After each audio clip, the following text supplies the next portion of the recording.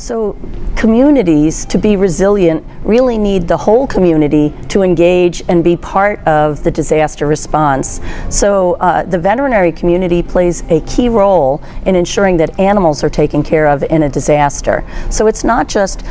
individual pet owners or animal owners taking care of their own animals and individual vet practices taking care of the practice, but it really is how do we come together as animal responders and build a community response? How do we partner with emergency management in our communities to have a plan and to do the necessary preparation so that when the disaster happens, we're all part of the team that comes together in a coordinated way to address the animal issues in the community. And veterinarians and veterinary technicians play a key role in animal rescue, in animal sheltering, and in the medical care of animals that are affected by disaster. If a tornado happens, for example, there's a lot of trauma that happens to the animals in the community. Individual veterinary practices may also be affected by that disaster and may not be operational. So what we're really encouraging the veterinary community to do is, through their Veterinary Medical Association,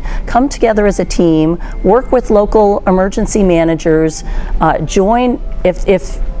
within their community there's a veterinary medical response team or a veterinary medical response corps or whatever, however it's labeled, or if there's a state or county animal response team, to join in with those efforts to provide a coordinated response to meet the community needs. One of the key things after disaster is to do an assessment and figure out what the effects of the disaster are on the animal population in that community. Veterinarians play a key role in doing that, and also in providing information about what are the effects on the veterinary infrastructure in the community.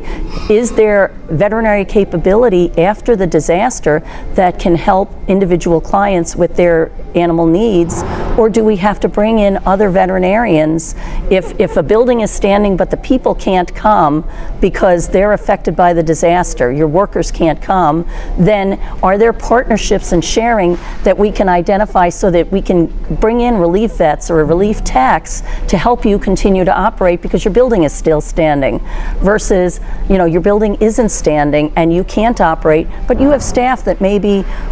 are available and want to help. Well, doing all of the coordination ahead of time to bring the community together in planning for this helps to make, once the response happens, things go more smoothly. Planning happens in the middle of the disaster, but it's a really abbreviated planning, and it's not as effective as if we all come together ahead of time. And I know it's really hard to take the time to do that, but if we can come together ahead of time, identify the structures in the community through local emergency management where you can plug in and help to be part of the solution, that's really critical to community resiliency.